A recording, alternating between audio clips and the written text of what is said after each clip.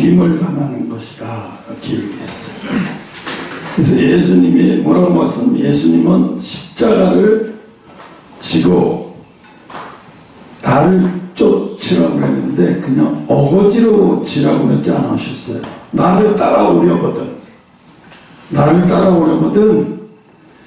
내 십자가를 지고 나를 따라오려거든 내 십자가를 지고 따라오라고 그랬어요. 이게 억지로 하는 것이 아니라 나를 따라오려거든. 그러니까 따라오려면 십자가를 지고 따라오고 안 그러면 따라오지 마 이 소리거든요. 오늘 제목이 분명히 제목에서 이게 다 끝난 것 같아요. 십자가는 버림의 방식으로 죽임을 당하는 거죠. 왜 사람들이 예수님이 십자가에 죽으실 때 다 도망가 버렸냐면 제자들도 다 도망가 버려요. 왜냐하면 버려지는 걸 보니까 분명히 그랬어요. 그 예수님이 비아냥거리면서 하나님이 살아계시면 너를 한번 구원해보라고 말해봐라. 별의별 치욕스러운 말을 가지고 예수님께 비아냥거렸는데 예수님은 방식을 택했어요. 자기의 힘든 것보다 방식을 택했어요. 하나님이 예수님께 바라는 방식이 뭐냐 하면 너 버림받은 사람처럼 거기서 죽어야 돼. 너 버림받은 사람처럼 거기서 죽어야 돼. 우리 교회 초창기 멤버들이 하나같이 나가면서 하는 소리가 다 뭐라 그랬냐면 하나님이 버렸대요. 누구를? 나를. 하나님이 버렸다는 거예요. 맞아요. 버린 게 맞아요. 버림의 방식을 시작하신 거죠. 하나님이 버림의 방식을 시작한 거예요. 왜냐면 그 사람들은 겉으로 환경만 보는 거예요. 겉으로 환경만 보고 얘기하는 거예요. 뭘 보지 못하냐면 영적인 세계를 보지 못하는 거예요. 영적인 세계가 뛰어난 사람이 어떤 사람이냐면 상상력이 뛰어난 사람. 상상력이 뛰어난 사람이 왜 기도하면 영적인 상상력이 뛰어나야 되느냐? 기도를 안 하면 영적인 상상력이 완전히 말 그대로 타이어처럼 바람 빠진 것처럼 완전히 빠져버려요. 그럼 성경을 읽어도 영적인 상상력이 안 생겨. 근데 반대로 막 읽을 때마다 그 환경, 그 구절구절이 막 상상이 되는 거예요. 영적인 상상력이 되는 거예요. 제가 한 번은 이런 생각을 도대체 천사장 루시퍼는 왜 타락을 한 건지, 그렇게 좋은 자리에서 왜 타락을 한 건지. 여러분, 천사장 루시퍼가 어느 정도 자리였냐면 이 육적인 환경을 통해서 얘기해주면 이런 거예요. 다니엘이 혹은 요셉이 이집트의 애굽의 국무총리가 됐을 때 그 왕이 뭐라고 말했냐면 내 자리, 이게 내 자리만 말고 모든 것은 다 네 거야. 네 권한에 있어. 네가 갖지 못한 거는 딱 하나 내 자리야. 나머지 다 네 거야. 다 네 마음대로 해. 이렇게 했어요. 바로 천사장에게도 그렇게 했어요. 미가엘 천사, 미가엘 루시퍼. 그러니까 루시퍼 천사장이 얼마나 멋있고 얼마나 그 외모나 이 모든 것이 더 멋있냐면 미가엘, 가브리엘 천사도 부러울 정도였어요. 미가엘 천사, 가브리엘 천사도 부러워할 정도가 아니에요. 비교가 안 되는 거예요.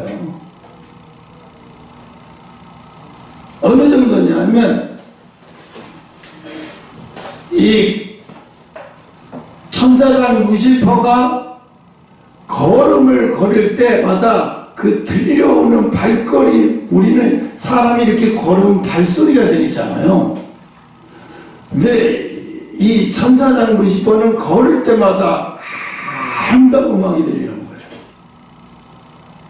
그 아름다운 음악이요, 걸을 때마다 발소리가 그 아름다운 멜로디에서 음악으로 퍼지는데요, 그 주변에 있는 천사들이랑 모든 하늘에 있는 영물들이, 모든 것들이 이 천사장 지나가는 소리에, 그 음악 발자국 소리에 그 음악이 너무너무 아름다워서 도취될 정도예요. 모든 천사들이 다 흠모를 할 정도예요. 그 정도로 아주 그냥 아름답게 적어놨어요. 그리고 모든 권세도 하나님하고 거의 동급에 이르는 수준에까지 하나님 모든 걸 다 그에게 주셨어요. 단 하나가 뭔 아쉬운 게 있다면 하나님의 자리만 허락지 않고 모든 자리를 다 그에게 주신 거예요. 모든 걸 다 그에게 허락하시고. 그러니까 이 천사장 루시퍼가 너무 처음엔 좋았어요. 너무너무 좋았죠. 처음에는 미가엘 천사, 가브리엘 천사도 자기를 보면 흠모하고 막 너무 좋아할 정도니까, 부러워할 정도니까. 그리고 거기서 빛나는 그 아우라가 이게 상상을 초월하는 거예요. 같은 천사장인데 상상을 초월하는 거예요. 왜? 하나님이 그렇게 했어요. 왜? 너는 나를 항상 기쁘게 할 자니까. 너는 나를 항상 기쁘게 할 자니까 넌 나만 항상 기뻐해 있어야 된다. 그래서 항상 그를 기쁘게 만들 정도로 모든 걸 다 허락하셨어요. 그 정도로 허락하신 거예요. 그러니까 이 천사장 루시퍼가 얼마나 아름다웠는지는 난 어제 그거를 읽으면서 그 상상이 가는 거예요. 이야, 요셉이 애굽의 총리가 돼서 의리하게 다 읽으면서 뭐라고 말했냐, 왕이 너는 이 애굽의 모든 것을 다 다스리고 너를 거역하는 자는 감이 없을 거야. 단 하나 네가 아시는 게 내 자리만 말고 모든 건 다 네 거야. 마음대로 다스리라고 그랬어요. 마음대로 누리고 다스려라. 모든 것을 다 허락한 거예요.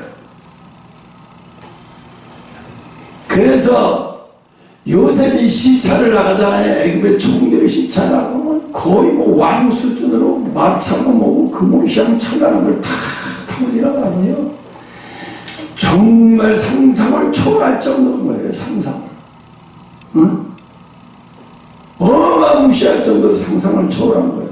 같은 이집트인도 놀랄 정도의 시기가 나고 부러워할 정도로 도대체 저자는 누구길래 갑자기 나타나서 이렇게 우리가 막 두고 부러워할 정도로, 그리고 감히 요셉을 사람들이 따라하지 못해. 그의 지혜와 나오는 어느 말 한마디마다 지혜가 상상을 초월하거든요. 그러니까 어느 누구도 요셉에 대해서 뭐 반기나 대적할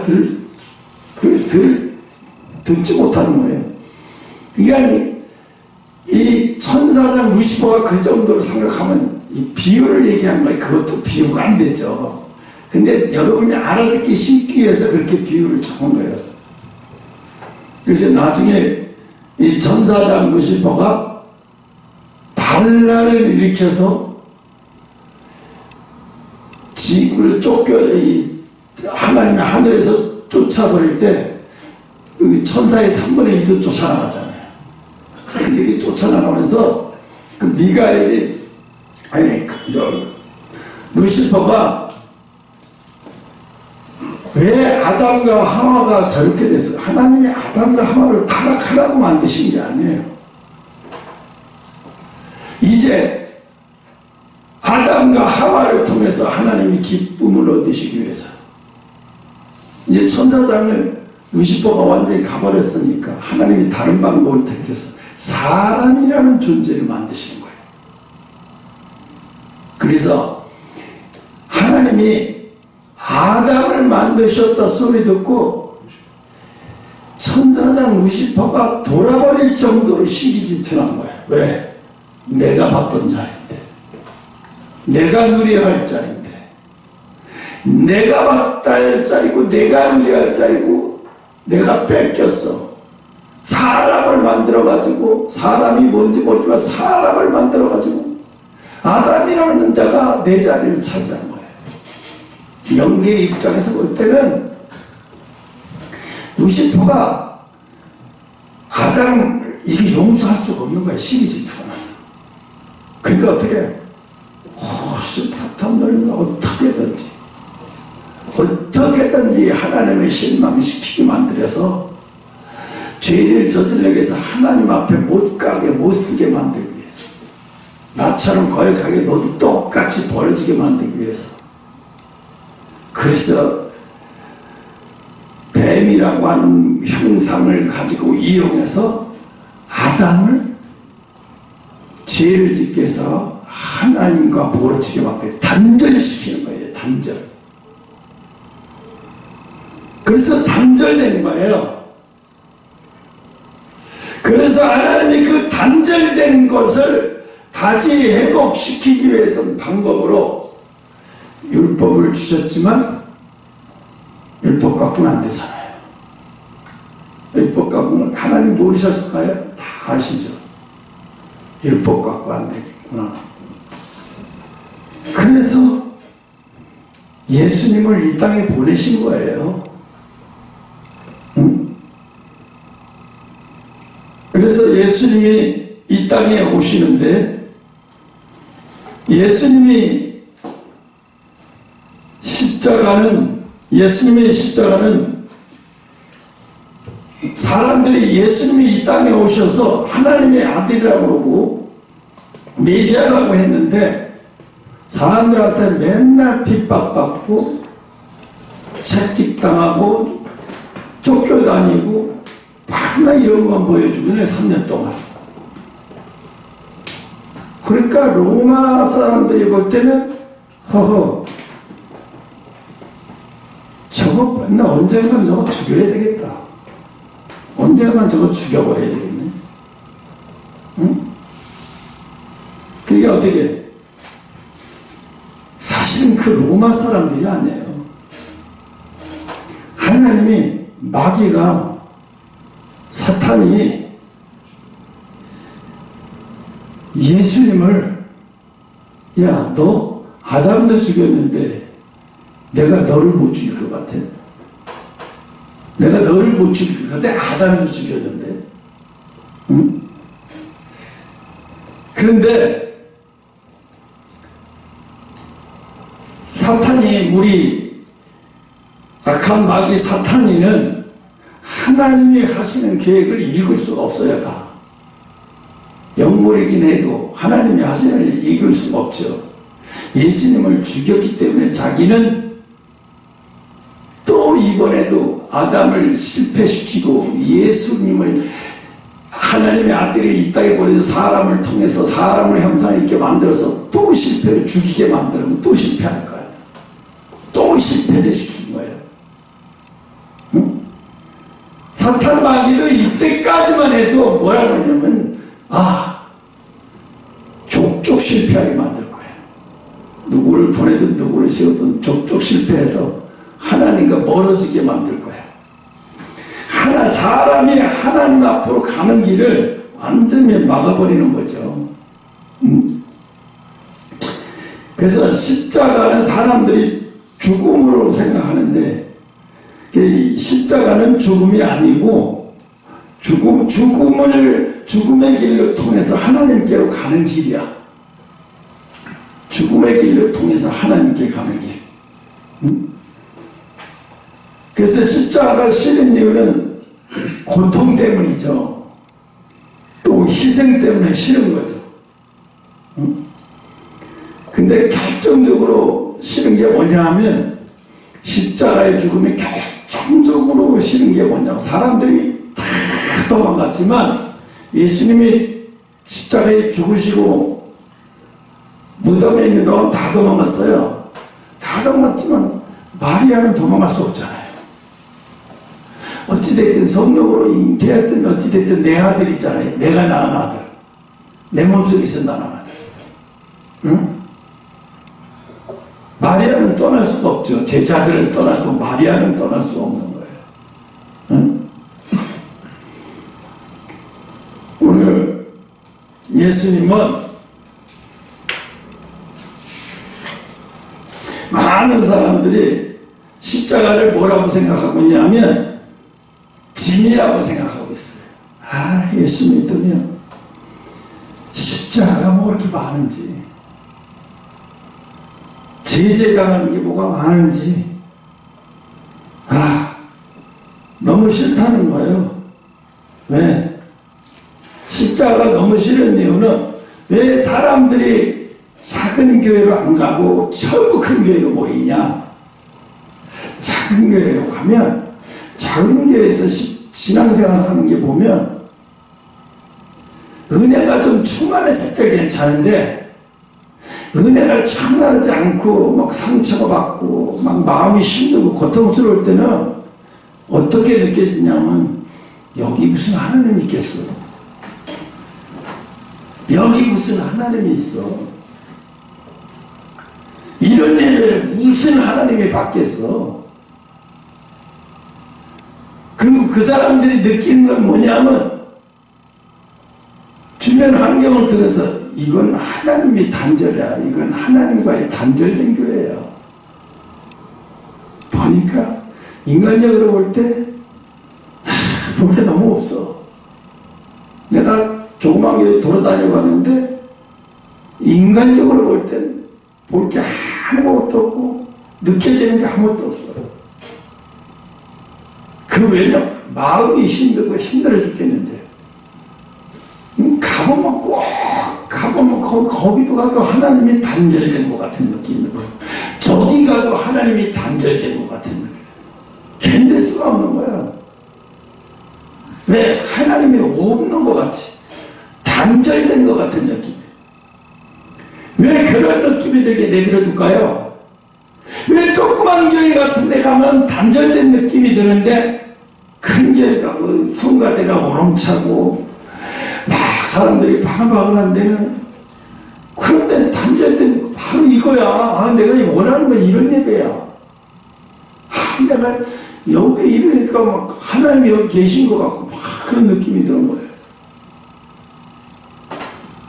그거 다 사탄이가 다 주장하는 거거든요. 그래서 뭐예요? 그게 영적 싸움인 걸 모르고 있어요. 왜? 분명히 그랬어요. 넓은 길로 가지 마라. 너희가 생각하는 거는, 너희가 생각할 때 그런 거는 다 넓은 길이야. 그거 편한 길, 넓은 길. 그러니까 막 사람들이 볼 때 막 서로다가 막, 아, 오늘 예배 어때서 성가대 어때서, 좋아 좋아 막 이렇게 자기네끼리 인간들끼리 영광 돌려. 인간들끼리 영광 돌리고. 왜? 예배를 드리면서 눈물 한 방울 안 나고, 예배를 드려 버려진 것 같은 생각 하나 안 들고, 아, 여기가 좋사오니. 여러분, 베드로가 엘리야와 모세가 내려왔나? 맞나? 엘리야와 모세가 내려와서 예수님하고 세 분이서 이렇게 오고 가는 대화를 할 때 베드로의 눈에는 보였어요. 그죠? 영안이 열려주셔서 보였어요. 베드로가요? 거기에 그 보이는 거에 황홀하게 빠지는 거예요. 그러면서 예수님이 내려가지도 안 내려가면 뭐라고 헛소리를 하냐면 여기가 좁사오다. 내가 여기다가 성전을 지겠다고요. 왜? 와, 너무너무 보기에도 감동적이고 너무 좋아요. 여기다가 이거 뭐야? 인간의 보기에 좋은 거. 황홀경에 빠지는 거예요. 베드로 같은 수제자도 따라다니면서 그 보이는 거에 황홀경에 빠지는 거예요.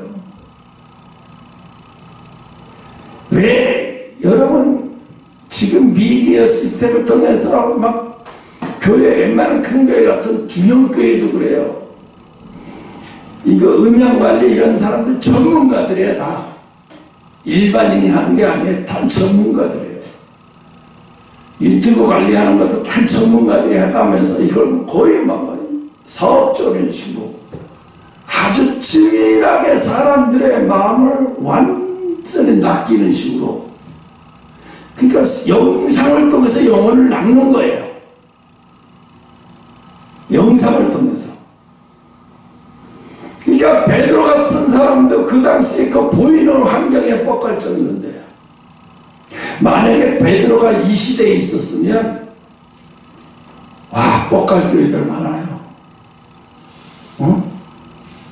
그가 얼마나 뻑이 갔으면 연세중앙교회에다가 버스를 대절해서 지방에 교단 소속이든 아니든 상관없이 지방에 있는 교회, 작은 교회들 다 버스를 대절해서 성지순례, 이스라엘이 아니라고 부천으로 성지순례, 그 교회를 다 돌아보게 하고 그거 밥을 막 먹게 하고 보내요. 그러면 되게 큰일 한 것 같죠, 본인들도. 또 버스 타고 와서 본 사람들도 와, 그게 정말 하나님의 역사인 거예요. 와, 나 거기 갔다가 용기얻어서 나도 그 사람처럼 8시간씩, 막 8일이 아니라 80시간을 기도할 거야. 와, 막 사람들이 난리가 나요. 응? 엄청 난리가 나요.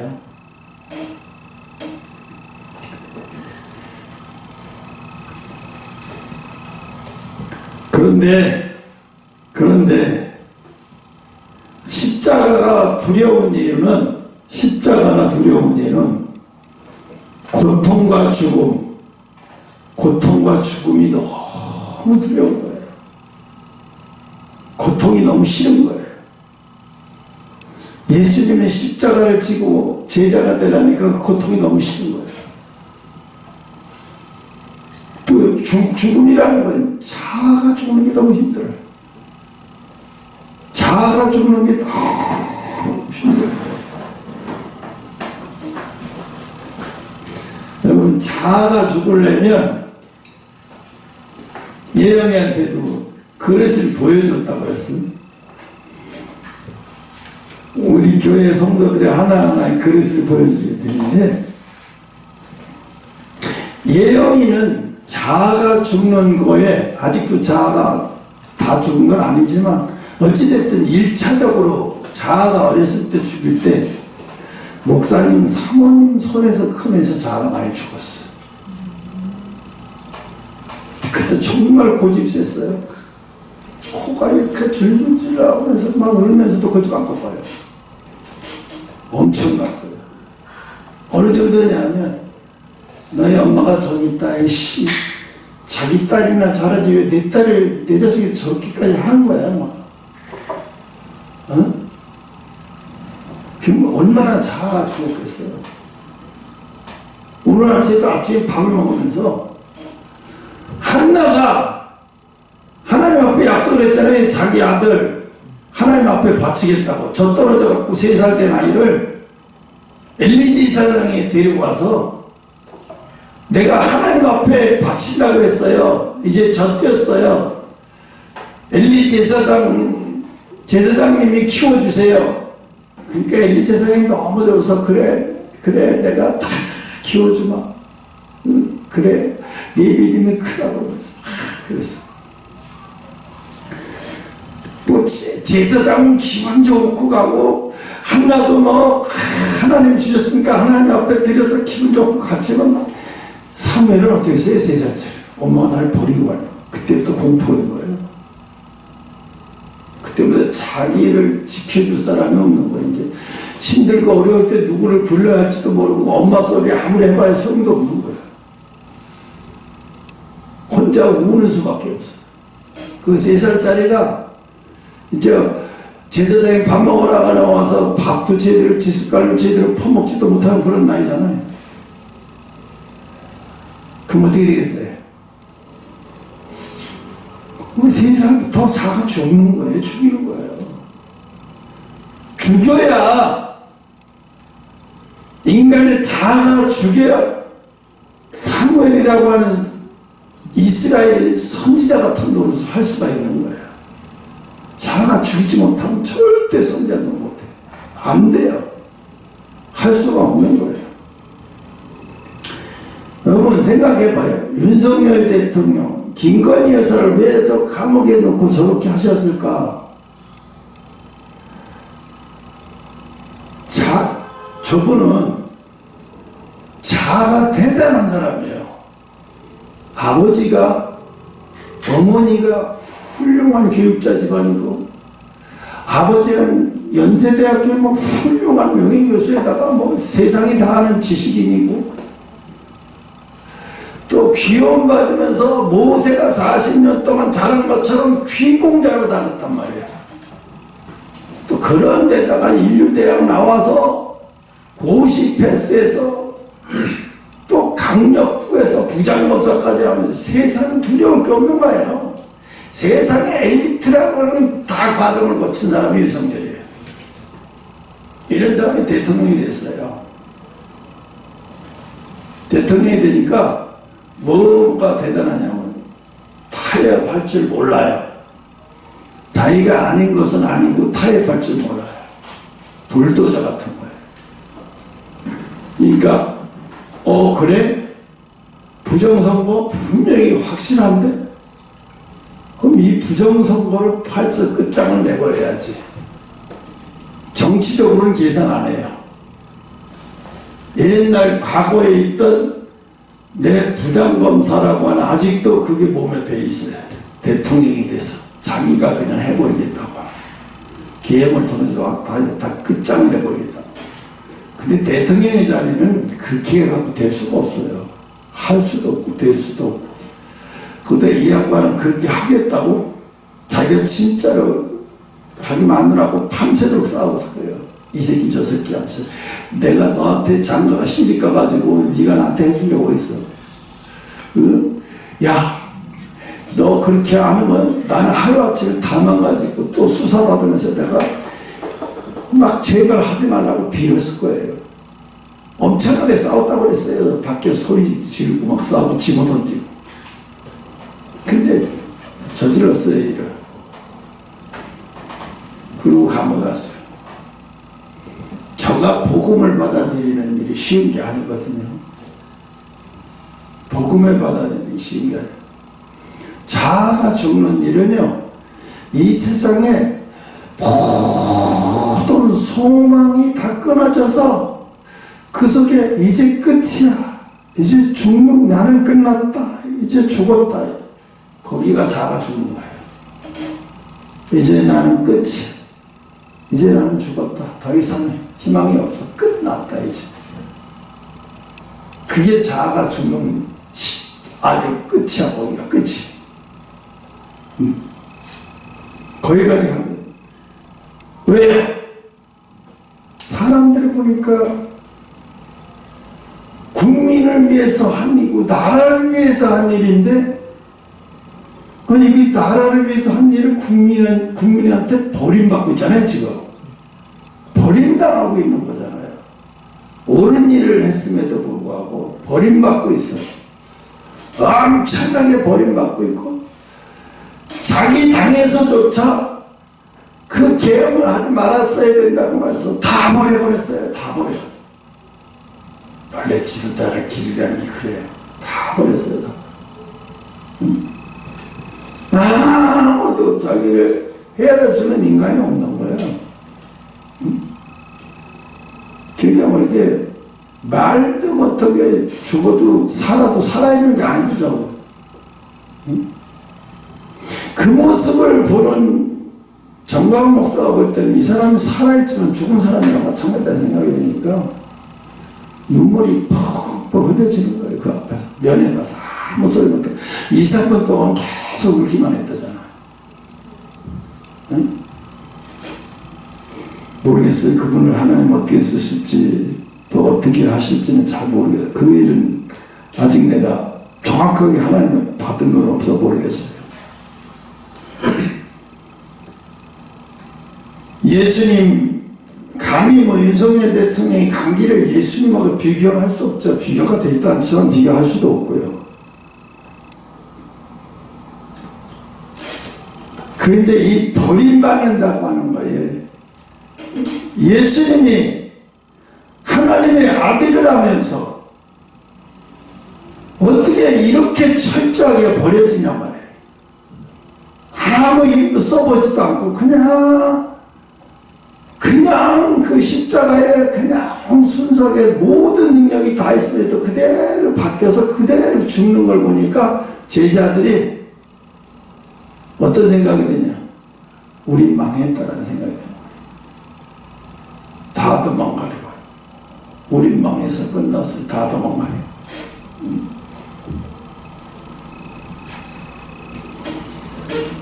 거기까지 가는 게 복음이에요. 복음이 그런 거라는 거예요. 복음이. 응? 복음이. 버림받는 자리까지 가는 거예요. 내가 이 세상에 다 버려진 것 같아. 모든 것에서 다 버려졌어. 근데 나는 참 감사할 일이 4살 때 버려졌다는 생각을 그때 알았으니까 서울에 딱 4살에 도착해서 그 이튿날부터 매일 하루에 밤 10시, 11시까지 혼자 있어야 되니까 그게 버려지는 것 제일 먼저 깨달은 게 나를 버렸나? 가족, 아버지, 형, 동생, 아니 아버지, 형, 누나하고 이렇게 다 같이 살다 어느 날 이렇게 나오자마자 발랑 떨어져가지고 서울에서 4살에서 밤새도록 혼자 있어야 되고, 하나님이 그런 거예요. 벌써 그때부터 자아를 죽이는 훈련을 하신 거 아닌가 싶어요. 그래서 여러분, 복음을 통해서 하나님 말씀 때문에 내가 하나님 말씀을 순종함으로 오는 고통, 내가 하나님 말씀을 순종함으로 오는 버려진 것 같은 고통, 그게 끝이 아니라는 거예요. 그게 끝이 아니라는 거예요. 근데 제자들은 그걸 아직 몰랐잖아요. 모르니까 어떻게 십자가 예수님이 죽으시는 것부터 보지도 못해요. 다 도망가 버려요. 그 자리에 있을 수도 없고 자기도 죽을까 봐 다 도망가 버렸잖아요. 그 예수님은 벌써 그때 다 아셨어요. 십자가의 깊은 의미는 예수님은 단순히 고통받으신 것이 아니에요. 하나님과 끊어진 거예요. 3일 동안 완전히 하나님과 모든 영적인 것도 다 끊어진 거예요. 그러니까 모든 영적인 것이 다 끊어졌어요. 그러니까 예수님은 그렇게 말씀하셨잖아요. 어찌하여 나를 버리셨나이까. 이건 연기가 아니라 실제잖아요. 성부 하나님과의 완전히 단절이에요. 성령 하나님과의 완전히 단절인 거예요. 이것이 십자가에 죽으시는 거예요.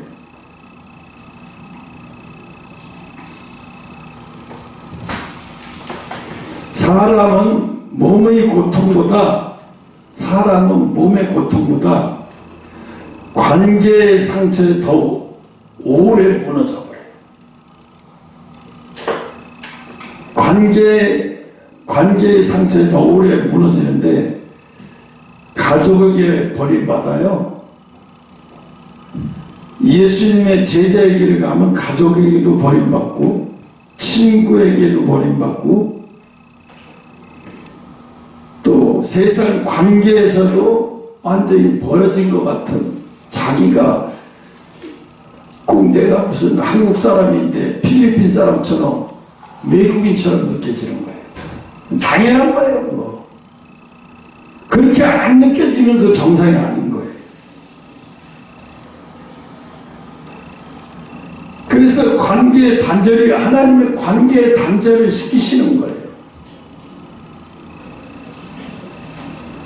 근데 이 관계의 단절이 사람들이 너무 싫으니까, 이 관계의 단절이 싫으니까 복음을 회피하는 거예요. 하나님 말씀은 순종도 자기가 조절해 가면서 해요. 여기까지만 할게요. 여기까지만 하겠습니다, 하나님. 이러다가 내가 친구도 다 잃어버리고 세상 모든 거 다 잃어버려요, 하나님. 내가 쌓는 이 세상 쌓는 내가 사업적인 모든 이런 관계를 다 잃어버려요, 하나님. 요렇게까지만 할게요, 하나님. 자기가 조절해요. 자기가 조절해.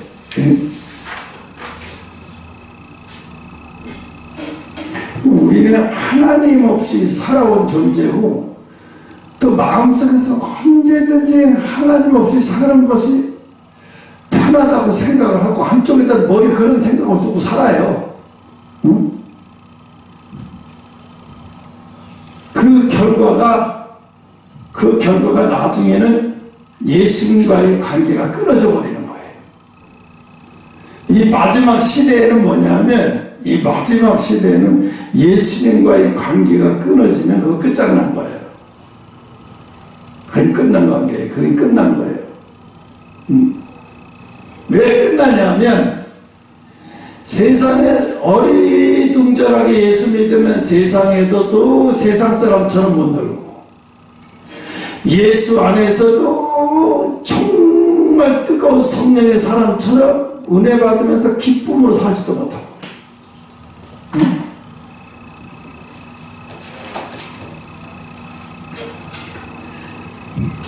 제가 그 천사장 루시퍼가 그 기쁨에 차서 사는 모습을 상상이 가더라고요. 영적인 상상력을 동원해서 왔어요. 그걸 읽으면서. 와, 아니 그랬으면 됐지, 거기서 뭐가 더 그래. 근데 뭐라 그러냐면, 다 해봤는데 내가 못해본 게 저 하나님 자리야. 내가 저기도 한번 가봐야 되겠어. 나도 저렇게 한번 해봐야 되겠어. 나도 하나님처럼 저렇게 하나님의 자리를 이렇게 해봐야 되겠어. 만약에 요셉이 애굽의 국무총리하다가 왕을 죽여버리고 자기가 그 자리에 올라가려고 쿠데타를 일으켰어 봐요. 끝났을 거예요. 왕이 그런 거 항상 염두에 두고 요셉 모르게 특수군사를 훈련시켜서 언제든지 얘가 나를 쿠데타를 일으킬 수도 모른다고 하기 때문에 왕 자신만 알게 근위대를 줬었는데, 언제 어느 때든지 요셉이 쿠데타를 일으키는 증세라든가 쿠데타를 일으킬 줄 모른다고 하는 것 때문에 항상 준비는 하고 있었을 거예요. 근데 요셉은 한 번도 그 자리를 넘어보려고 생각 안 했어요. 무슨 생각만 했냐? 이 풍년을 잘 다스려야 된다. 이 풍년의 곡식을 다 모아야 된다. 다 걷어들여가지고 나중에는 기근이 시작될 때 백성들에게 다 은금 팔찌 같은 거 다 가져와서 곡식을 팔아주고, 그래도 안 되면 땅 문서 잡혀와서 그 땅 문서 가지고 곡식을 나눠줘서 기근을 면했어요. 근데 그 땅 문서 같은 걸 다 왕한테 줘버렸어요. 그러면서 뭐라고 했냐고, 왕한테. 이 애굽의 모든 이집트의 모든 땅은 왕 겁니다. 그 대신에 1년에 저들에게 5분의 1만 세금으로 받으십시오. 도지세로. 그래도 왕은 어마어마한 부자로 아주 평생을 대대손손 어마어마한 부자로 살 겁니다. 왕은 너무 기쁜 거예요. 이 기근만 면해주게 했어도 고마운데요. 아유, 쿠데타를 일으킨 것 내가 너무 창피한 거예요. 왕이 볼 때. 나는 혹시 네가 언젠가 쿠데타 일으킬지 모르고 내가 몰래 특수전단을 준비하고 있었는데 항상 아니 너는 국민의 땅을 국민에게 굶어 죽자기 기근까지 해결해 놓고 그 땅은 나에게 다 줘버렸네. 이 애굽의 모든 이 땅이 다 내 거네. 그리고 5분의 1만 1년에 세금만 걷어도 어마어마한 거예요. 국민은 또 하나도 억울해하지 않아요. 왜? 원래 내 땅이 아니고 다 팔아넘겼던 땅을 다 지어가지고 1년에 5분의 1만 세금에 내니까 아깝다는 생각도 들다 국민도 행복한 거예요. 왕도 행복한 거예요. 아니, 이런 말할 데가 없는 거예요, 왕은.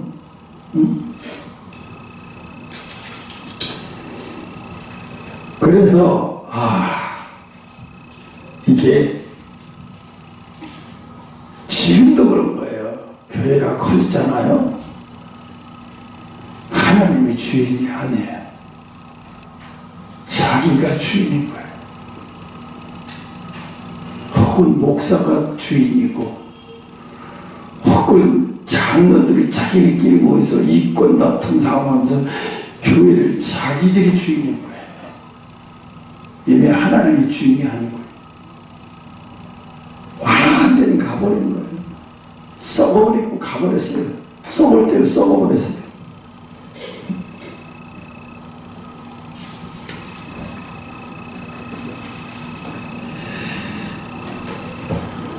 그래서 십자가가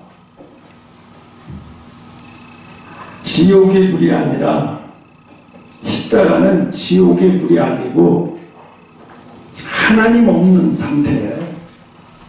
하나님 없는 상태. 예수님은 그 지옥을 십자가에서 경험했어요. 응답 없는 기도. 지옥이 뭐예요? 응답 없는 기도가 지옥인 거예요. 언제가 지옥이에요? 하나님이 나한테 침묵하시는 게 지옥 것 같은 거예요. 이것이 가장 깊은 고통이에요. 왜 두렵냐? 내가 환난 날에 하나님이 나에게 침묵하실까 봐 두려운 거예요. 난 죄가 두렵다라기보다는요, 죄는 안 두려워요. 이놈의 죄 때문에 하나님이 나를 내가 환난에 처했을 때 침묵하실까. 그래서 늘 그게 두려워서 기도하는 거예요.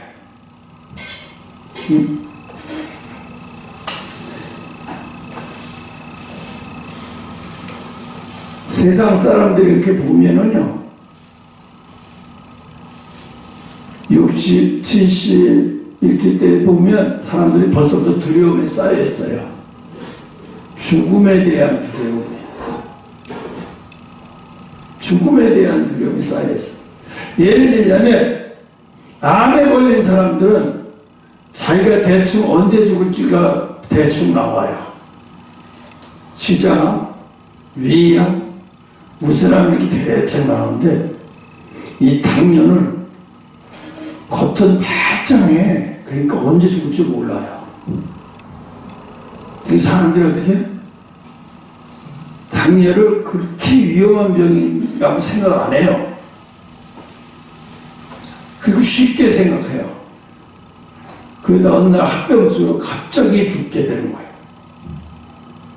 이건 무서운 병인데 사실 암보다 더 무서운 거예요. 지금 우리나라 국민 600만 명이 당뇨병이고 또 당뇨병 전 단계에 있는 사람이 1,500만 명이래요. 그러면 2천만 명, 대략 2천만 명이 당뇨병에 걸린단 말이에요. 그럼 5,500만 돼요. 절반 갖고 40%, 45%가 당뇨병에 걸려요. 심각하죠. 상상을 초월하는 거죠. 근데 우리나라에 이렇게 당뇨병이 많이 걸리는 이유가 가난하고 못 살게 살다가 한 날 갑자기 잘 먹고 잘 살게 되니까 그 많은 양의 에너지를 소비하는 훈련이 안 됐어요. 엄청난 고단의 에너지는 입으로 들어오는데 그것을 소비하는 게 장기나 모든 것이 다 안 돼 있어요. 그러니까 당뇨가 걸리는 거예요. 미국 사람들은 당뇨병 걸린다고 해서 신경도 안 쓰고 당뇨병 걸려도 팔다리 잘리지도 않아요. 그 사람들은. 당뇨병은 별 중요치도 않게 여겨요. 또 그렇게 당뇨병 걸렸다고 빨리 죽는 사람도 없고 혈액수도 없고 그렇게 가지도 않아요. 근데 이 한국 사람은 심각하게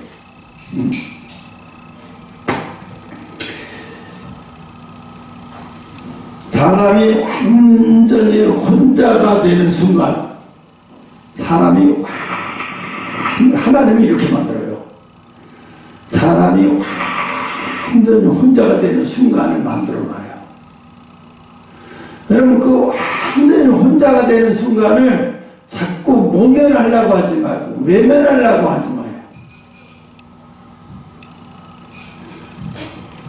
혼자가 되는데 자꾸 세상 것 붙들어 보려고 그러고 자꾸 세상 것을 기웃거리려고 하고 그러면 그거 끝 안 나요. 무너질 때 확 무너져 버려야 돼. 그래서 혼자가 되는 것에 두려워하지 말아야 돼. 버려지는 것에 두려워하지 말아야 돼. 예수님은 고독했어요. 예수님도 아셔요. 자기가 십자가에 죽을 때 제자들이 다 도망갈 거라는 다 아셨어요. 십자가에 죽으시기 전날 어떻게 했어요? 저녁 10시, 11시, 10시부터는 견딜 수가 없는 거예요. 조금 가서 기도하고 한 30분 기도하고 와서 제자들이 졸면 잠시라도 너희들 깨서 나를 위해서 기도 못하겠느냐고 또 와서 또 기도하고 그냥 제자들은 이해를 못하는 거예요. 예수님은 막 괴로워서 견딜 수 없는 왜? 예수님도 인성을 입으셨기 때문에 똑같아요. 사람하고요.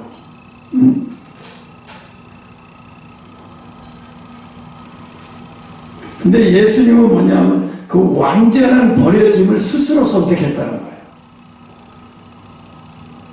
그 완전한 고독을 스스로 선택했다는 거예요. 누가 억지로 밀어놓은 게 아니라 본인 스스로가 선택하신 거예요. 그래서 우리는 버림받지 않는다. 오늘 말씀에 적용을 하다 보면 우리는 버려졌다고 버림받는 게 아니다. 그러니까 혼자가 있어도 여러분 걱정하지 말아야 될 게 뭐냐면 나는 절대로 버려지지 않는다. 나는 지금 내가 혼자 있는 것 같아도 절대로 혼자가 아니라는 거예요. 하나님이 보고 계신다는 거예요. 또 느껴지지 않아도 여러분 느낌을 갖고 신앙생활 하지 마요. 오늘은 하나님이 느껴지지 않아. 오늘은 하나님이 없는 것 같아. 그건 여러분 감정이에요. 여러분 느낌에 따라 하나님이 있고 없고 하시는 분이 아니라 여러분 느낌에 상관없이 하나님 늘 함께 계시는데 여러분이 그렇게 생각을 하는 거예요. 본인 자기의 이 감정이 기회에 따라서 하나님이 오늘은 막 가까이 계신 것 같고 어저께는 막 외출 멀리도 하신 것 같고 그저께는 막 하나님이 한 미국쯤 가 있는 것 같고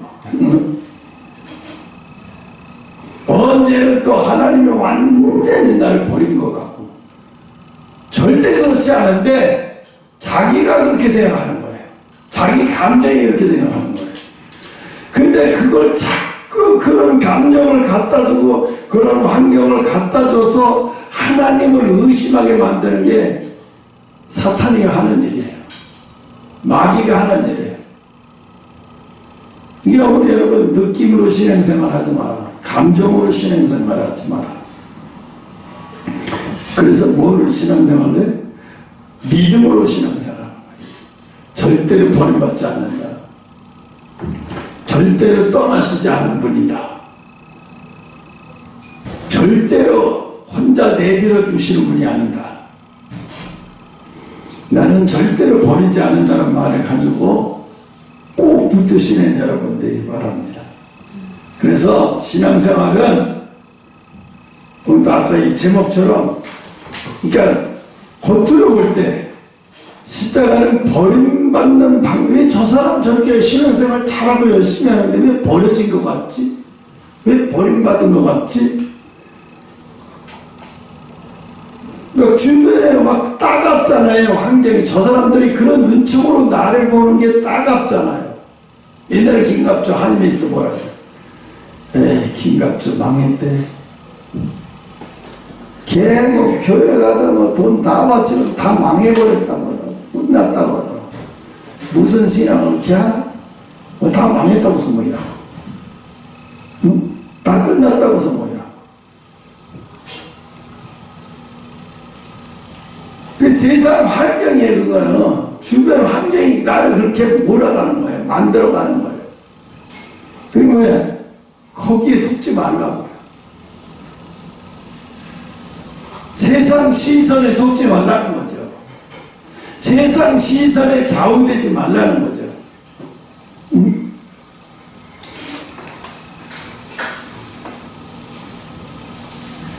그래서 여러분 마음속에 이 오늘 설교의 제목을 머릿속에 확 박여놓고 신앙생활해요. 십자가는 버림받는 방식으로 죽음이 따르는 것이다. 이건 진짜 버려지는 게 아니야. 또 진짜로 날 버리는 게 아니야. 내가 이 과정을 통해서 하나님 앞에 가까이 나가는 길이야. 이게 가까이 가는 길이라니까요. 이 길 말고는 없어요. 하나님 앞에, 예수님 앞에 가까이 나가기는 길은 뭐냐면 십자가 말고는 없어요. 그 십자가가 뭐냐? 버림받는 방식으로 죽임을 당하는 길이야. 그래서 그렇게 그런 환경이 여러분에게 온다 할지라도 이건 과정이구나. 이거는 내게 더 하나님 앞에 더 가까이 가고 있다는 지름길이구나. 그리고 그 말씀을 떠올려서 그런 환경이 올 때 그 말씀을 떠올려서 그 환경을 이기시는 여러분들 제발. 그래서 십자가는 짐이 아니라 하나님께로 가는 길이라는 거예요. 오늘도 하나님이 예배 전에 강하게 주시는 게 뭐냐면 슈고고 가까웠다는 거예요. 슈고고 가까웠으니 너는 세상 일에 염려 근심하지 마라. 슈고고 가까워서 그거 다 버리고 떠날 건데, 그거 다 놓고 떠날 건데, 네? 그거 다 버리고 떠나고 다 놓고 떠날 거예요. 지금은 이렇게 힘들어요. 이제 환난으로 들어가. 이제 여러분은, 우리는 지금 하나님의 은혜 안에 있으니까 환난이 들어갔는지 안 들어갔는지 잘 몰라요. 그런데요, 북한이요, 1달러가 얼마인 줄 아세요? 북한 돈으로요? 1달러가 북한 돈으로 52,000원이에요. 북한 돈으로 52,000원 벌려면요, 일반 한 달 노동자들이 8,000원이나 벌나? 만원도 벌려나? 그러면 몇 개월 일해봐야 1달러를 본다고 해요. 그 사람들은 이 북한 돈은 돈으로 여겨지지 않으니까 어떻게든지 모아가지고 달러를 모아놓고 있는 거예요. 달러를 모아놔야 그게 되는 거예요. 아니면 중국도 위안화를 만들고. 그 위안화도 위험하니까 달러를 모아놓는 거예요. 막 해서 1달러만 넣고 막 우리 같은 1달러가 뭐야, 커피 한 잔도 못 마시잖아요. 응? 상상을 초월해 커피 한 잔. 아프리카요? 상상을 초월해. 지금 우크라이나 러시아의 전쟁을 통해서 밀값이 한 대여섯 배로 올라버렸잖아요. 아프리카에 지금 우크라이나에서의 밀가루 그걸 가지고 또 유엔국에서도 그걸 또 가난한 자들에게 이렇게 하는 것도 배급이 많이 줄어버리는 거예요. 또 아프리카 사람들이 그걸 사는 것도 엄청나게 비싸게 사야 되니까 또 파는 것도 엄청나게 비싸게 팔 거 아니에요. 하루에 2끼 먹던 사람들이 하루에 한 끼를 못 먹는데요. 하루에 한 끼를 못 먹는데요. 중동 전쟁이 일어나기 전에는 하루 2끼를 먹었는데 이제 하루에 한 끼도 못 먹는데요. 왜? 곡물값이 너무 비싸서. 앞으로는 어떤 시대가 오냐면요, 점점 더 이런 시대가 오는데 가난한 자는 더 가난해질 수밖에 없는 시대로 와요. 부자는 점점 부자가 돼요. 그러니까 돈의 가치는 높아지고요, 돈의 가치는 자꾸 높아져요. 반대로 노동의 가치는 자꾸 떨어져요. 그 노동의 가치는 자꾸 떨어지니까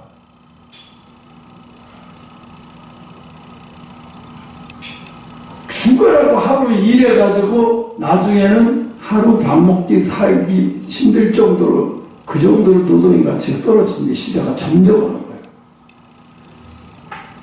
모든 것이 다 AI로 대체되는 세상이 다 와요. 점점 이제 다 온다고요.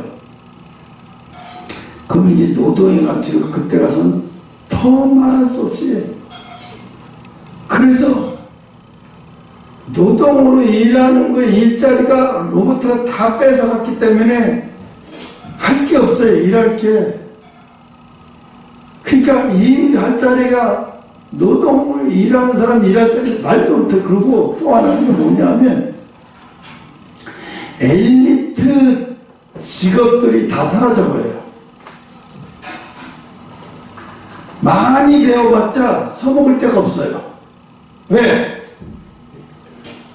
예를 들어서 변호사가 판례를 찾아가지고 이 사건 판례를 뒤집어 가보려면 한 3시간, 4시간 봐야 돼. 판례 하나 뒤집으려는데 AI한테 물어보면 5초, 3초 만에 끝나. 요즘에 누가 변호사한테 물어봐. AI한테 물어보고 판례 물어보면 다 나오는데, 변호사들이요, 한 달에 200만 원짜리 변호사 이 월급에도 변호사들이 모여요. 꾸역꾸역 뽑는데, 변호사를 뽑는데 200만 원짜리에 줄 섰다니까요, 이력서가. 근데 반대로 또 뭐냐면 9천만 개의 일자리가 사라진대. AI가 들어오면. 그럼 반대로 또 1억 한 3천만짜리 일자리가 생긴대. 근데 그게 새로운 일자리인데, 그 일자리는 쉽게 말하면 그런 일자리가 생겼어. 그러면 내가 택시 운전하다 그만두는데 새로운 일자리가 생겼는데, 내가 비행기 운전하는데 갈 수 있어요? 못해요. 할 수 없는 일자리란 말이에요. 이게 일자리는 많아도 새로운 일자리를 할 수 없어요. 못해서 못하는 사람들이 많은 거예요. 이런 세상이 온다는 거예요, 계속. 그럼 나중에는 어떻게 하냐면, AGI라는 게 생긴대. AGI가 정확하게. 이건 뭐냐, 지금의 AI는 질문 던지고 대화하고 막 다 해줘요. 내가 물어서 가르쳐주고, 내가 이런 거 해주고, 이런 것 좀 잘해서, 이런 거는 잘해줘요. 비서처럼. 그게 한계가 있어요. 근데 이거, AGI는 요거는 어떠냐 하면,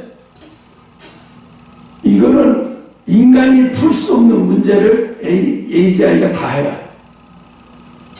근데 요게 이제 AGI가 처음에 인간을 위해서 인간이 풀 수 없는 건 다 해주다가 나중에는 어떤 깊이까지 가냐면 인간을 관리를 해.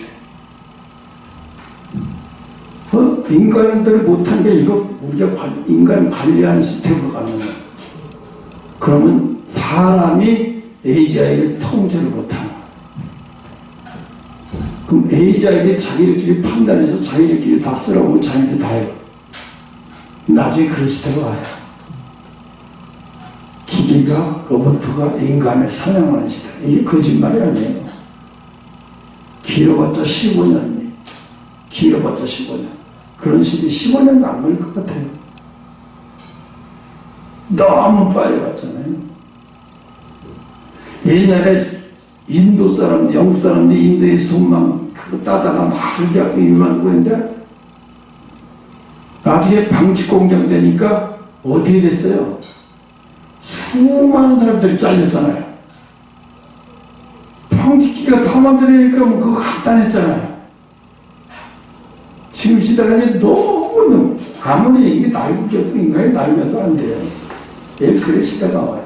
지금 뭐 양자 컴퓨터 막 이래가지고 이거 인간이 풀어내고 풀어내지만 그때 GIA가 하는 건 아무것도 아닌 거예요. 그거 그냥 얘네들이 나중에 인간한테 물어보지 않고 자기들끼리 다 해요. 인간은 뭘 물어봐. 얘네들 못해.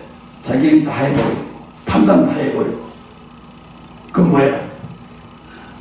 나중에 인간이 얘네들한테 다 관리를 당하는 세상이 온다는 거예요.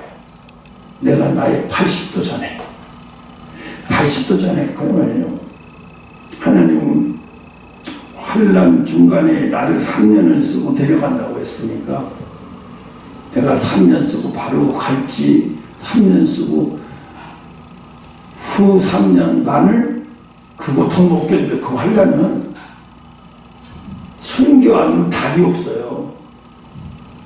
그럼 어떻게 해요? 그 순간에 다 순교가 가르쳐야 되는 거예요. 순교 안 되는 사람 순교 당해. 천만에 순교 못 당해요. 그 소수의 사람이나 순교 당할까요? 나머지는 다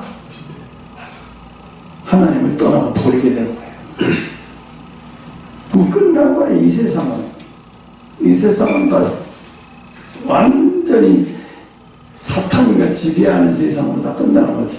그렇게 되면 어떻게 돼? 이제 그때는 이 세상을 하나님이 심판하는 거죠. 이건 완전히 인간 세상이 아니니까요. 그런 때가 우리 시대에 오는 거예요. 여러분 시대에 오는 거. 그러니까 여러분 뭐라고 내가 얘기를 하고 싶은지 이 얘기를 하냐면 세상 거의 마음대로 마요. 로세 안에요. 우리는 지금 밖에 나와 있다고요. 소돔과 고모라 성을 쳐다보면서 우리 지금 밖에 나와 있거든요. 계속 뒤를 보지 말고 계속 가야 되는 상황까지 지금 여기 있는 거예요. 계속 가야 되는 상황에 나와 있어요. 세상 거를 쳐다보는 것도 위험한데 미련 두지 마요. 마지막에는 들림받고 올라가느냐 못 올라가느냐 네 마음이 세상에 두고 있으면 안 되는 거예요. 그럼 못 올라가요. 마음이 여러분 로세 아내가 왜 소금기둥이 되어버렸어요? 마음이 미련을 버리지 못했기 때문에 그런 거예요. 마음이 돌아오지 않았기 때문에. 근데 왜 하필이면 소금기둥이냐? 소금은 뭐예요? 썩지 않는 거잖아요. 썩지 않는 기둥이 되라고 가르치는 거예요. 세상에 대해서 소금기둥 썩지 말라.